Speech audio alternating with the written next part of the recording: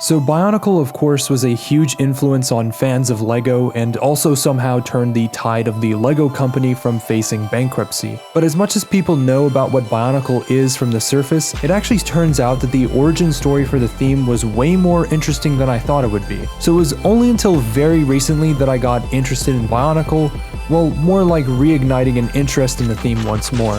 The earliest Bionicle memories I have is right at the end of G1, where they released Stars, which was essentially a goodbye wave with only 6 sets. Anyway, so why am I bringing up Bionicle now? Well, I was having a conversation with another friend of mine, LEGO CPA, who talks about Bionicle as well as other themes. He reignited my interest in the theme, pushing me to look into how it all began. And I feel like stories like this just don't come around so often. It's very rare that you see a toy brand come up with a unique original story that captured so many people's minds for close to a decade of success. As much as we know what Bionicle is and the general basis of the story, I wanted to talk more about where the story came from outside of the context of the theme itself. So it turns out Christian Faber, the creator of Bionicle, had a benign brain tumor around the time that he started working at Advance Ad Agency in the late 90s.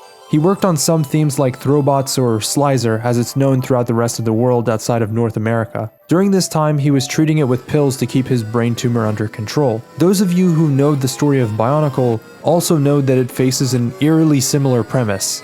Okay, so you look confused. Let me explain. A giant island being is extremely unwell, so somewhere along the way, the capsules crashed at the shoreline that contained beings that could cure the island of its corruption.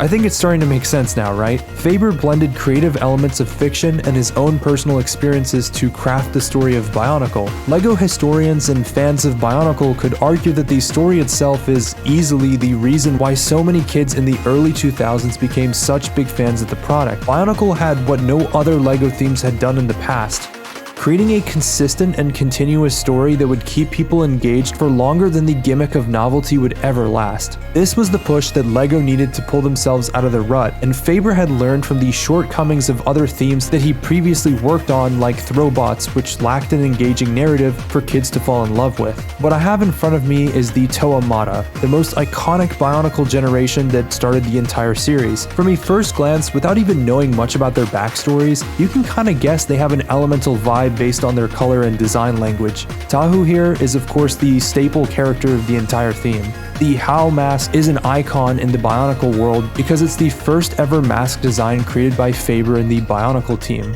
In fact, all of these characters in the pitch video that was shown to LEGO all donned the Hao mask, recolored in their respective color schemes. The character that stands out the most to me though is Gali, just because she's the only character with a transparent colored mask out of the entire team. You can tell she has a water element. I mean, it's pretty obvious with the rebreather mask and blue color scheme. I don't want to take up too much time over analyzing each and every Toa, but just know that these are the main 6 from the Toa Mata series. Each and every one of them is crafted with unique play features, and they're the most recognizable lineup in the entire series. Just like in fiction, the Toa would land on the shores of Europe in December of 2000 and in June of 2001 for North America. That's all I have for today's video, and I'll see you guys in the next one.